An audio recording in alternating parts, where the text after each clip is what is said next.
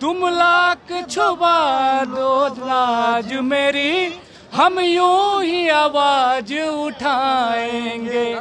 उनकी क्या कसूर था भाई का मेरे, जिसने है जान गवा दिया। परमार रवि तेरी करनी ने हम सबको फिर से रुला दिया। किस बात की अब सुशासन है अपने इस राज बिहार में, क्या कमी रह गई है मालिक जी इन बच्चों के व्यवहार में। अब घोषणा फिर से कर दीजिए एग्जाम अखबार में। और ये बिहार की भूमि है जहाँ से हमेशा सत्याग्रह हुआ है। चाहे आपको जितनी लाठियाँ मारना है साहब मार लीजिए, आप बता दीजिए कितनी लाठी मारना है, हम अभ्यर्थी खड़े रहेंगे। नमस्कार, आप देख रहे हैं दर्श न्यूज़ और मैं हूं आपके साथ अंजलि। आप मेरे पीछे भीड़ देख सकते हैं। इस वक्त हम गर्दनी बाग में मौजूद हैं और ये उन्हीं अभ्यर्थियों की भीड़ है जो बीपीएससी के एस्पिरेंट है और यही कल का भविष्य है। जो बिहार की सबसे बड़ी परीक्षा होती है बीपीएससी परीक्षा, उसके एस्पिरेंट है। और आप देख सकते हैं कि काफ़ी लाचार व्यवस्था में देख सकते हैं आपके रोड पर बैठे हुए हैं, क्योंकि जो भी हुआ 13 तारीख को बीपीएससी की परीक्षा थी। उससे पहले भी, परीक्षा से पहले भी ये जो बीपीएससी की परीक्षा वो काफ़ी प्रचलन में थी, काफ़ी लोगों के बीच चर्चे में थी। और उसके बाद भी जैसे ही बाबू परीक्षा परिसर में पेपर वायरल हुआ और जो भी चीज़ें हुई, पेपर बच्चों को लेट मिला, उस चीज़ को लेकर भी काफ़ी समय से ये बीपीएससी की परीक्षा लोगों के बीच काफ़ी घिरी रही है। और उसके बाद आप देख सकते हैं कि जो बीपीएससी के बच्चे हैं वो अभी भी यहाँ पर बैठे हुए हैं। कल का भविष्य है ये। इन लोगों ने कभी नहीं सोचा था कि मतलब तैयारी करते हैं, अधिकारी बनना चाहते थे और इस तरह के बिहार की जो सरकार है उनके कारण उन लोगों की वजह से इन लोगों को ये चीज़ फेस करनी पड़ेगी। और यहाँ पर आए दिन कोई ना कोई नेता आ रहा है, लेकिन उसके बाद भी अभी तक कल जो बापू परीक्षा परिसर में जो पेपर हुआ था वो कैंसिल हो चुका है। उसके बाद 4 तारीख को ये पेपर होने वाला है। कल एडमिट कार्ड आ जाएगा, लेकिन अभी तक कोई ऑफिशियल अनाउंसमेंट इस चीज़ की नहीं की गई है कि सब जगह का पेपर नहीं वापस से लिया जाएगा। इसी सिलसिले में लोगों से बातचीत करते हैं कि आखिर क्या सोच रहे हैं, क्यों यहाँ पर बैठे हुए हैं। सर, 8 से 9 दिन हो चुका है, कब तक ऐसे ही बैठे रहेंगे आप लोग? जब तक आयोग चाह रहे हैं बैठाने के लिए तब तक बैठे रहेंगे। आपका सेंटर कहाँ पे पड़ा हुआ था? मधुबनी। तो आपके सेंटर में भी कुछ ऐसा ही सिलसिला हुआ था? मेरे सेंटर में तो ऐसा सिलसिला नहीं हुआ था। मेरे और अदर जगह ये सारा हुआ तो मैं कहाँ बचा रहा, मेरे साथ तो फेयर हुआ ही नहीं। क्या चाहते हैं सरकार से, क्योंकि आए दिन देखिए नेता तो आ रहे हैं यहाँ पे, तेजस्वी यादव आए थे, पप्पू यादव आए थे। सरकार से हम कुछ नहीं चाहते, हम चाहते हैं सिर्फ री एग्ज़ाम कराया जाए और आगे जो भी एग्ज़ाम होगा उसका एक स्टैंडर्ड होना चाहिए, क्वेश्चन SOP होना चाहिए, सिस्टमैटिक ढंग से होना चाहिए। बिल्कुल। आप क्या चाहते हैं? हम लोग सब चाहते हैं कि री एग्ज़ाम पारदर्शिता के साथ हो। सरकार से यही डिमांड है पूरा स्टूडेंट को कि हमको री एग्ज़ाम कराया जाए। हम लोग कल भी हाथ जोड़ के गए। हम लोग एक संवैधानिक संस्था है बीपीएससी, हम लोग के लिए मंदिर है। हम लोग मंदिर में गए हाथ जोड़कर, लेकिन विनती से पहले वहाँ के कर्मचारियों ने हम लोग को मार के भगा दिया, लाठी चार्ज कर दिया। विनती सुनी भी नहीं। हर कोई भगवान मंदिर में जाता है, कम से कम विनती करता, भगवान भी सुनते हैं। यहाँ विनती सुनने से पहले ही उसको मार के भगा दिया गया।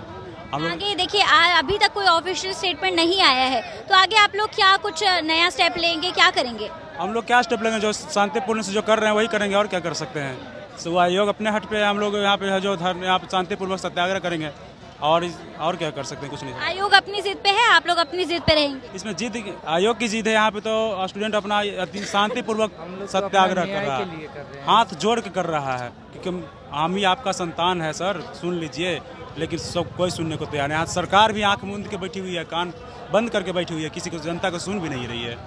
अब हम लोग क्या कर सकते हैं? आप क्या कहना चाहते हैं इस बारे में? ठंड इतनी है, उसके बाद भी 8-10 दिन से लोग यहाँ पर बैठ के प्रदर्शन कर रहे हैं, आंदोलन कर रहे हैं इस चीज़ को लेकर।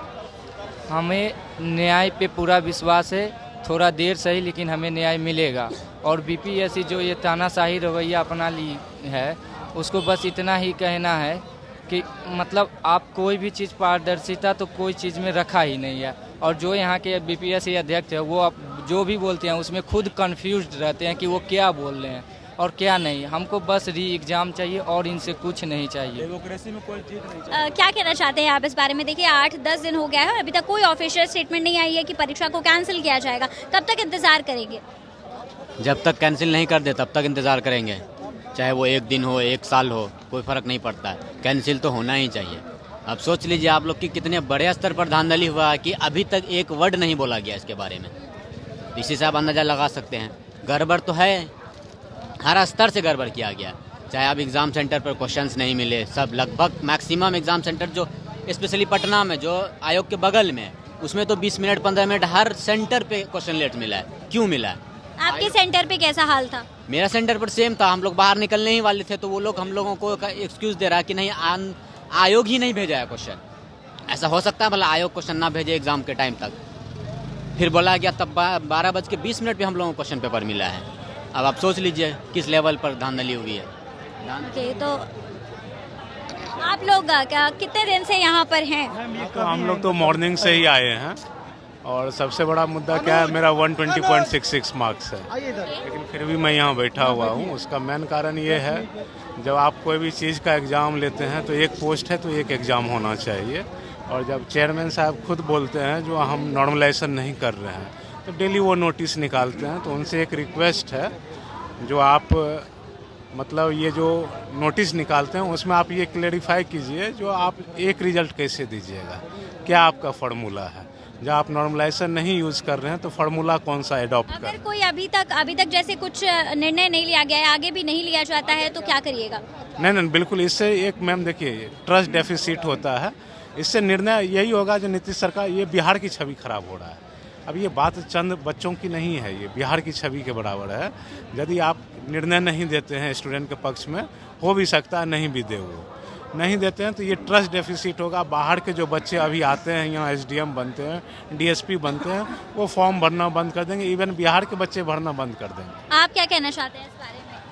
हम यही कहना चाहते हैं कि हम री एग्जामिनेशन की मांग करते हैं, और ये बिहार की भूमि है जहाँ से हमेशा सत्याग्रह हुआ है, और हम लोग हमेशा सत्याग्रह नहीं किए हैं, लेकिन इस बार शिक्षा सत्याग्रह हो रही है।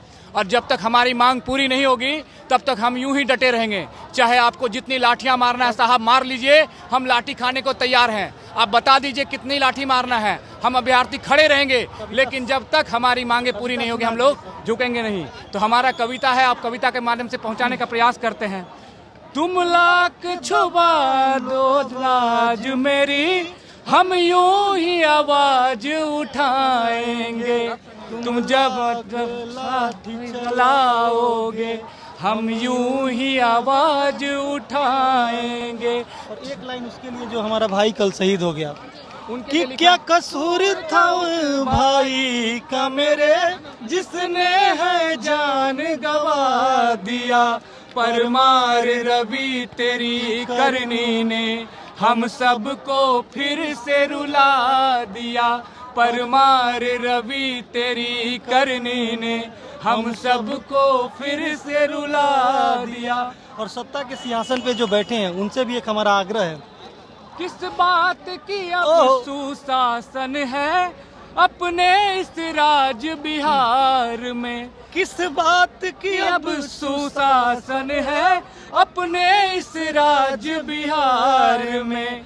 क्या कमी रह गई है मालिक जी इन बच्चों के व्यवहार में। क्या कमी रह गई है मालिक जी इन बच्चों के व्यवहार में। अब घोषणा फिर से कर दीजिए एग्जाम अखबार में। अब घोषणा फिर से कर दीजिए एग्जामिनेशन अखबार में। तो ये थे हमारे साथ BPSC के कुछ एस्पिरेंट जो कि गाने के माध्यम से नीतीश सरकार से अपील करना चाहते हैं। साथ ही आप देख सकते हैं कि BPSC के बच्चों की काफ़ी भीड़ है यहाँ पर, और जो सोनू की बात की जा रही है वो भी BPSC के ही एस्पिरेंट है। कल उन्होंने सुसाइड कर लिया, इस चीज़ को लेकर भी काफ़ी आंदोलन चल रहा है, उनके पिताजी भी यहाँ पर शामिल है। ऐसी तमाम खबरों के लिए हमारे साथ बने रहे दर्श न्यूज़ पर। पटना, अंजलि, धन्यवाद।